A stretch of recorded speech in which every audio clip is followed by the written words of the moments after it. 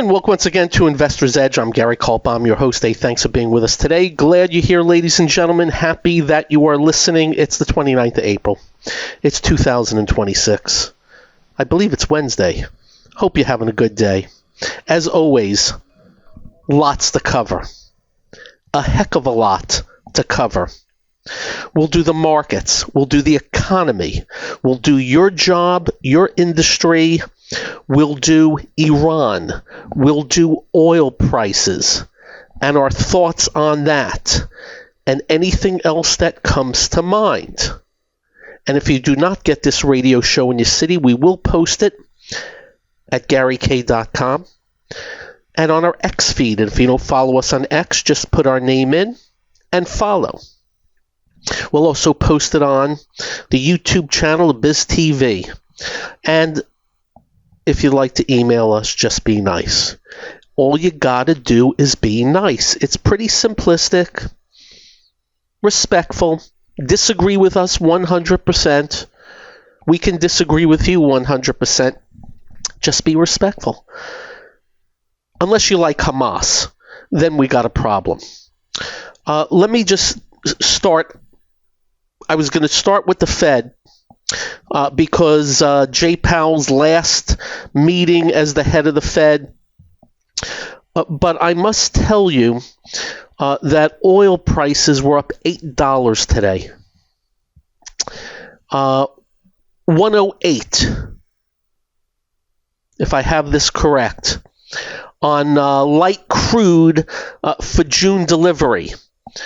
Brent crude for June, 120. And if I wasn't watching the market today, and I had seen oil prices soar over the last 7 or 8 days, I would have simply told you the market is getting squished. Now, the Dow was down 280 today. I gather because some of the market oil will affect specific things. The NASDAQ was up 9. The NASDAQ 100, because of certain names, up 158. The Semiconductor Index, after getting hit yesterday, right back up 235 today off of a few things. To me, that's a big wow, but maybe a big warning.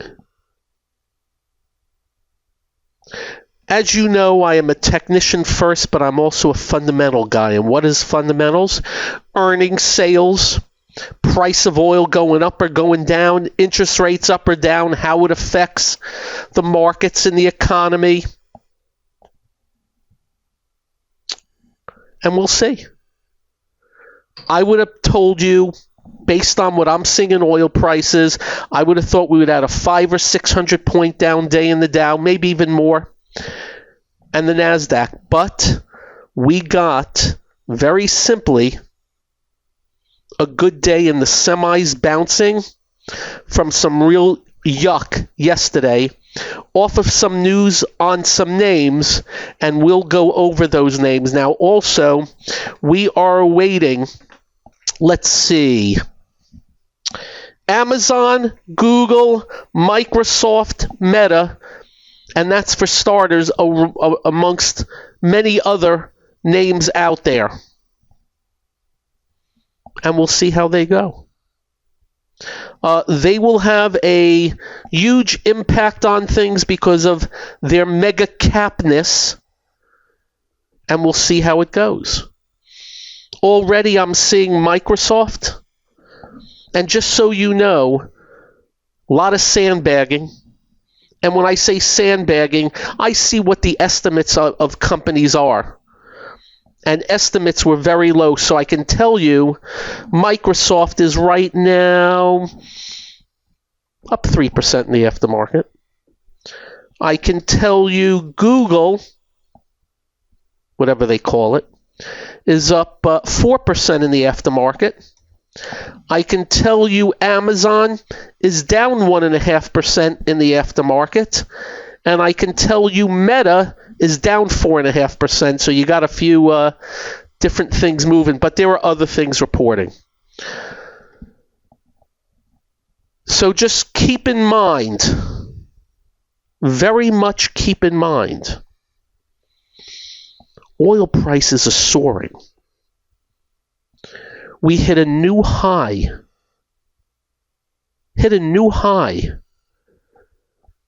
at the pump today. And I can promise you, if nothing changes, it's going to be higher in a week or two. And in case you don't know, this will have an effect on the economy, especially Uber drivers, Lyft drivers, any type of drivers, airlines, cruise lines, truckers, you name it. But the market did not care. Well, some things in the market cared today. Other things did not, as the semiconductors, after having a very rough day yesterday, good day today. Now, let's go back towards the central bank. I don't believe we should have one. I say abolish the central bank. I have put it out to my audience for years. Please email me and tell me why we need a central bank. What do they do besides damage? Nothing. They don't create a job. They don't produce anything. What they have only done throughout the years is created distortions. Let me explain. Before Ben Bernanke, all we used to think about, and by the way, he was back in the early 2000s, is the central bank would raise rates a quarter point, lower rates a quarter point. But because he was too easy, we had a bubble in housing and mortgage-backed securities back in the mid-2000s, 6 and 7. And what happened was all these mucky-mucks on Wall Street were buying these mortgage-backed securities and leveraging up the wazoo. Big leveraging up the wazoo. And Ben Bernanke and Hank Paulson, who was the Secretary of the Treasury, were out every day telling us, don't worry. Ben Bernanke's famous line, housing prices never go down. There's nothing to worry about. Well, we found out. And $800 billion of our tax dollars to Wall Street that committed massive fraud at the time. Rating services, rating things, triple A that should have been triple Z. Emails between people there, lying about it. Goldman Sachs putting mortgage-backed securities together and then selling them and then shorting them. Should be in jail. What also Ben Bernanke did, he started printing money. Thin air. And he said it was going to be for just the short term. Don't worry. It's just for the short term. Everything is cool. Everything is fine. Do not worry. It's only for the short term. Well, we found out what the short term meant. Because then comes Powell, who decided markets matter. That's what Jay Powell did. And would ease monetary policy when markets went down. But really, the big trouble with Powell is COVID. Remember, we shut down the economy. That's why they came out with that PPP, where the government wrote big checks to companies based on how many employees you had, how much you made, to last you for a while until we open back up. That's what happened. But what did Jay Powell do? He printed up to $9 trillion. You may not, it's just a number. It's gargantuan. Up next, the problems that still exist now. This is the one and only Investor's Edge. So remember I said Microsoft in the aftermarket closed at 424. It was 440. It's now 420. Down in the aftermarket. Moved down $20 quickly. The big loser is Meta. Closed at 669. It's 629 right now. So that won't help tomorrow. But besides. So Jay Powell prints to $9 trillion. He takes that money and just takes over the United States bond market, the biggest market in the world. And everybody in the industry knew what he was doing, so they moved in unison. And 10-year yield went down to 0.5%. 0.5%. 0.5%. The 10-year yield was at 3. He knocked it down. Actually, it got down to like 0.3%. The 10-year yield was attached to mortgages. Well, first off, let's do the first part. You ended up getting 0 on your money market, so the first thing Jay Powell did was screw every saver. Your money markets that you were getting, whatever percentage, 0. That's number one. Number two, anybody with a higher mortgage refinanced. That's the good part. And anybody buying a new home got mortgages 3% and less.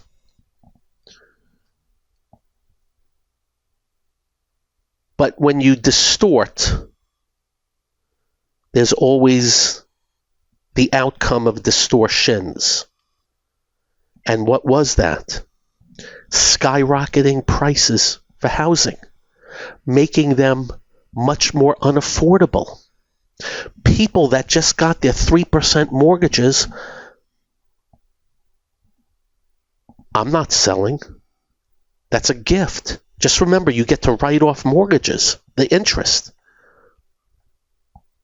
What was the other outcome of Powell? Massive inflation. You know, they keep blaming Biden, and the right blames Biden because it's fashionable to blame a politician. But it was Powell. And we called it, we predicted it for you. And what happened with inflation? Powell missed the whole thing and had to finally play big-time catch-up. How do you play catch-up? You have to start raising rates. Gotta catch up, gotta catch up, gotta catch up. And as he raised rates, markets suffer and went through a bear market. And then the distortions. To this day, prices are elevated because once they get going up, very tough to bring them down. And then the housing market, you see what happened. Do you know what we're seeing now? All those people that would not sell, a lot of them are now selling. Inventory skyrocketing many places. Fantasyland prices coming down.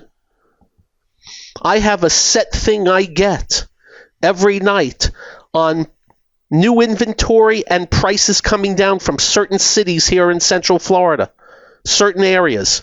Every day, more and more. Jay Powell did not know what the hell he was doing and caused all these problems.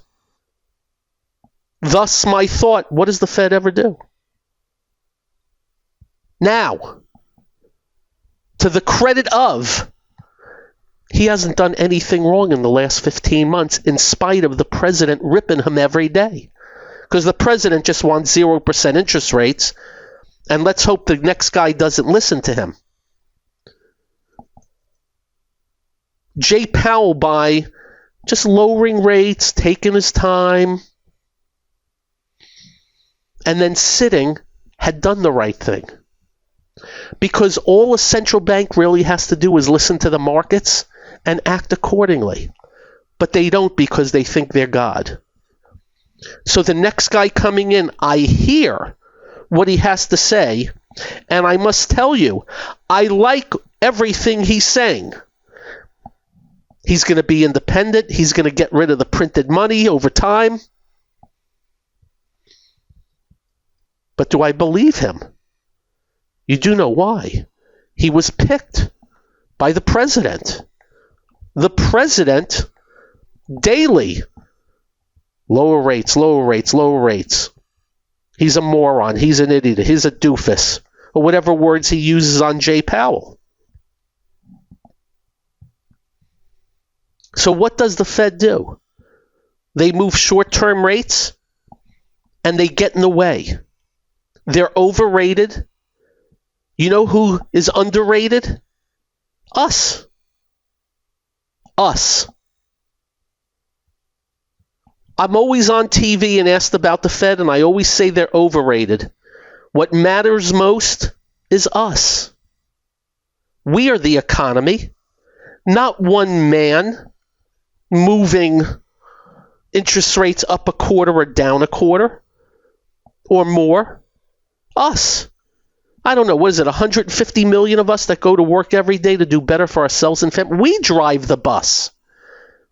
But unfortunately, government puts people in certain places, and all they do is interfere and distort. And just so you know, for me, it just nauseates the hell out of me. It pisses me off. There's too much of them. They've proven it throughout the years. 39 trillion of debt. A Social Security business that's... Have you read those numbers?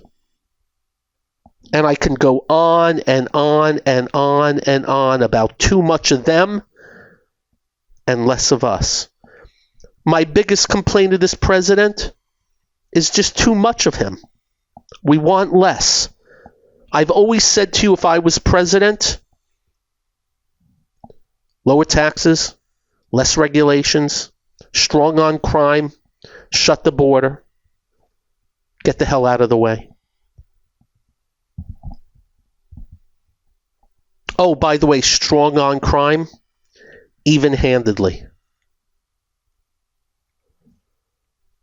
We'll see how it goes with the next guy. We will watch. If he does the job right, we will applaud him. But let me repeat, there's too much of them, not enough of us. Oh, and by the way, they're running a $2.5 trillion deficit this year, even though we are sending them record amounts of money. $2.5 trillion that they're not supposed to spend. You may not know this, but they used to fight over deficits. The two words debt ceiling used to be fought over. Now they tell us if they don't raise the debt ceiling, all hell's going to break loose. Up next, a lot of aftermarket movement. We'll have that. And whatever else. This is the one and only Investor's Edge. Well,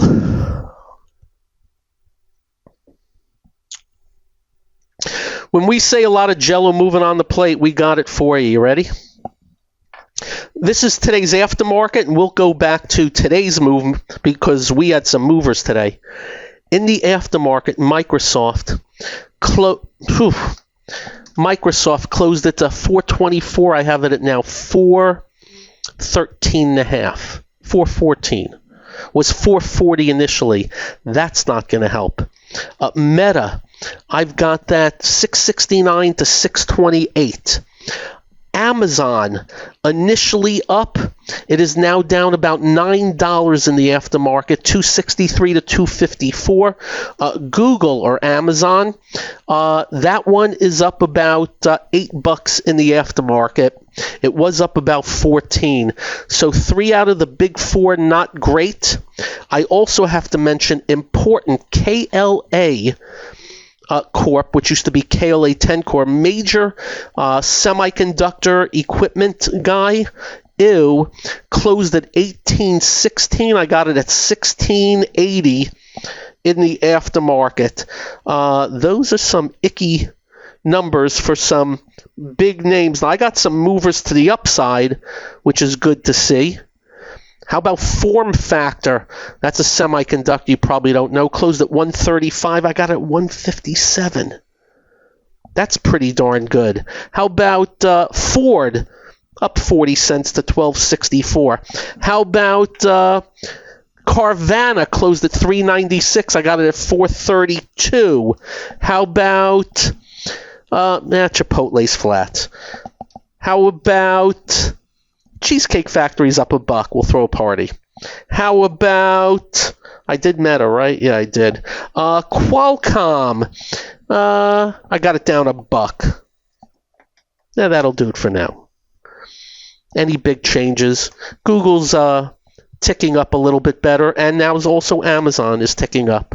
Amazon's only down $5 now. Was just down 10. But big moves today. Here's some big moves. You ready? Symbol BE, Bloom Energy, up $61 to 287 on their numbers.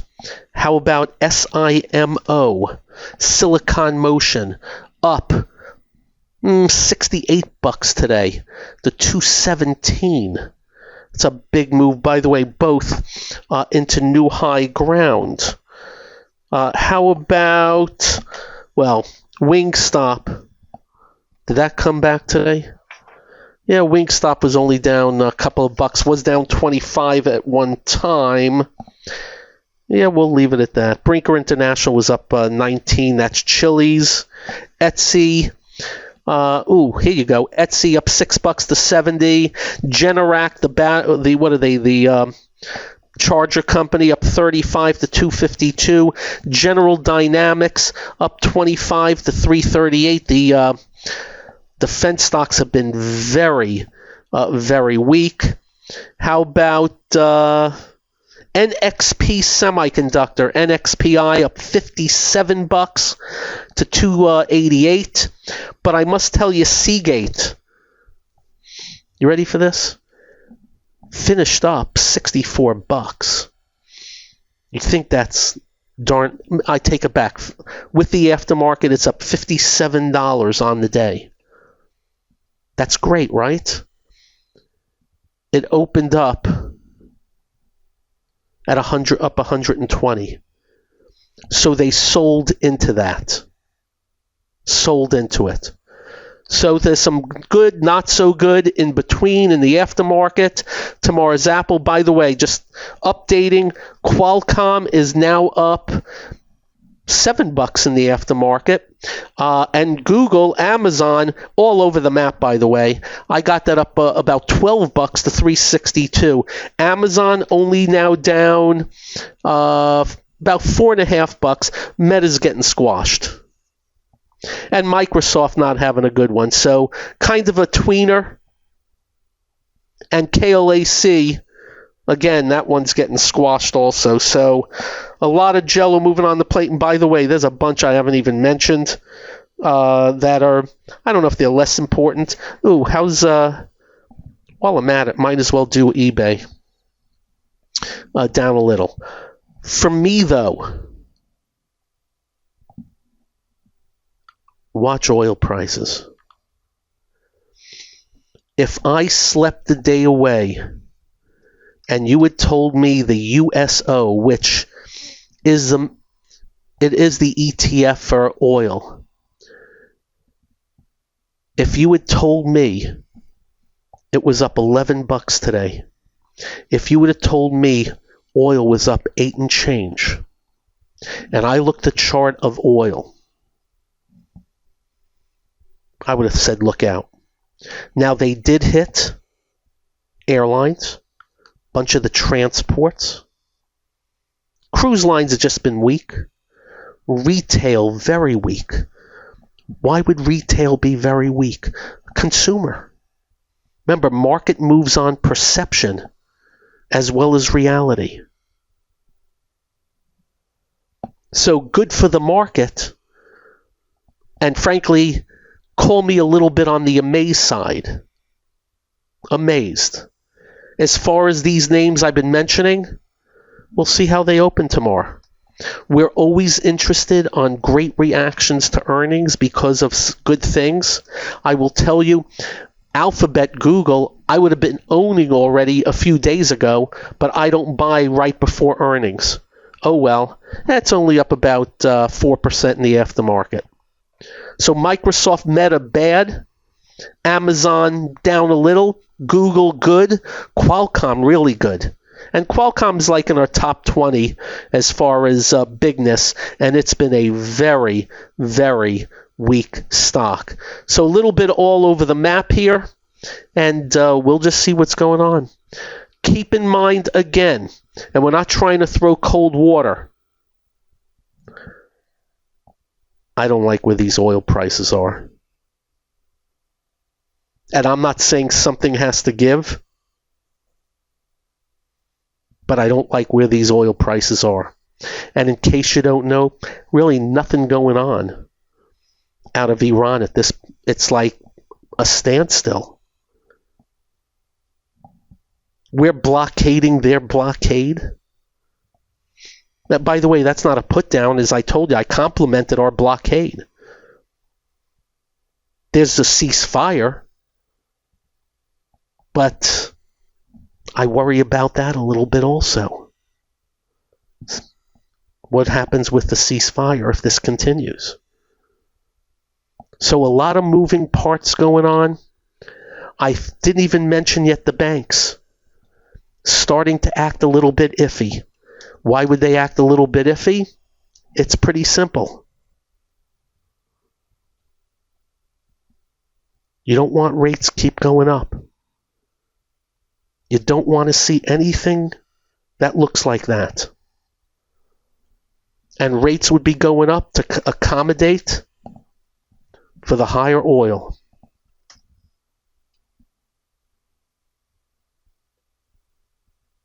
So call me a little bit worried on that end. Again, does not have to be a big deal. But I've remembered in the past.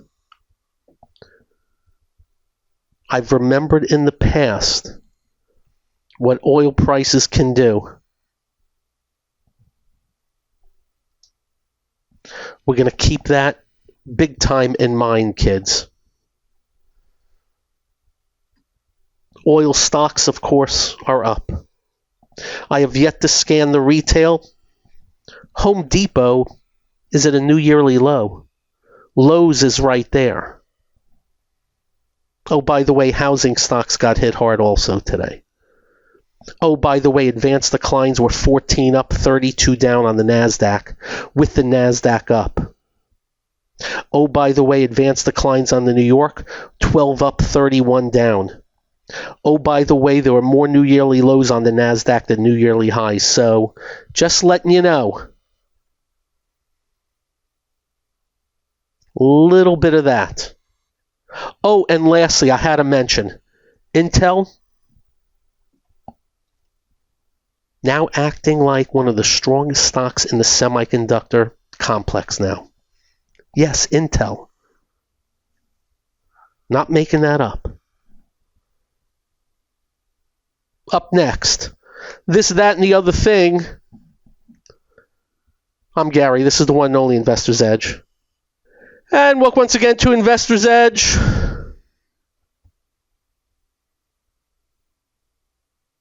Hey, in the news, get this. Elon Musk is going to receive 200 million super voting shares in SpaceX Only if the company establishes a permanent Mars colony with at least 1 million people. In other words, Elon Musk will only receive his pay package if 1 million people live on Mars. In other words, Elon Musk's biggest goal is now establishing a colony on Mars with a similar population as Dallas, Texas. Elon Musk. Huh? Elon Musk. The Fed. We do want to let you know that the Fed changed their language a little bit. The Fed has been characterizing inflation as somewhat elevated. They now change that to plain old elevated. Whatever. Duh. We had no idea that inflation is elevated. Duh. Of course it is. You can define inflation any way you want. I got news for you. Go look at the pump. I was wrong. Starbucks. When the CEO came in, he came up with his own ideas of what he was going to do and how he was going to do it. And I said, nah, don't like it. That is what I said. I don't like it. He had come out and said something to the effect of, higher prices. We're not going to lower prices. And I said I didn't like it. Starbucks up 8.5% today. Earnings up 22, revenues up 9. Both a good acceleration. Well done. I had told you in New York City, where I have a little apartment, the Starbucks there was fixed up very nicely. And after they did that, more and more people came in. So I guess maybe he was right. I was wrong. And just so you know, Starbucks broke out of a 1-year range today. I'm actually considering it. Now, I will tell you the stock has done nothing since, I got these new charts and I'm not fond of it. Stock has done nothing since 2019. We'll see if it can break out. I was wrong. Of course, I was also wrong when the iPod came out and I said it was the Walkman. And you know what my biggest wrong ever was? Ever. When the airline started charging for luggage, remember what I said? There is no way flyers are going to go for it. And this is not going to last. And not only they start charging for luggage, they charge for seats. And I said, no way anybody's going to go for that. Unbelievable. Was I wrong? What they realized, what they all simply realized, these airlines, we got monopolies. People got to fly. We got them by the you-know-whats. And they were right. Do you know how much they collect on seats and luggage now? Bazillions! Absolute bazillions. How much does airlines collect in luggage fees? I have 2023. Just in the U.S., $33 billion in 2023. Way they're actively raising the fees now. And they're blaming it on oil prices. No, really. Wait, that's global. Global top 20 airlines reached $33 billion in baggage fees. In 23, American Airlines led with $1.2 billion. Boy, did I blow that, huh? And they just raised them again, by the way. When I tell you, when they got you, they got you. A few other things happened today besides Starbucks. I mentioned Intel. Very strong. I was considering buying Intel today. I haven't owned that stock since 99. I owned it in 1999. That was a beautiful, powerful gap in that stock a few days ago, and it just rammed through the highs today while the market was weakening.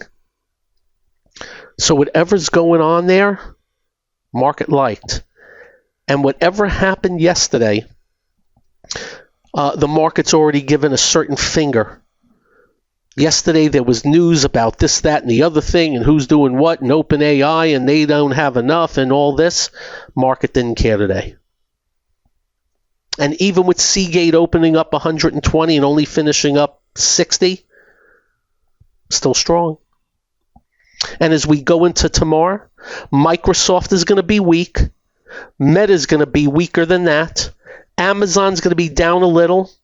But Google, Amazon will be up nicely. And Qualcomm looks like it'll be up nicely. So those are the big names into tomorrow. Tomorrow after the close will be Apple. I got to think that'll be a good one. And we'll see what else we can find. In the aftermarket, the Qs are up. Actually, the Qs are down a little bit, but it was worse. And that's a little bit of your story. Do not forget what I said. If oil prices keep going up from here, when you have a chance, go online and put up chart of oil prices. It looks like SpaceX.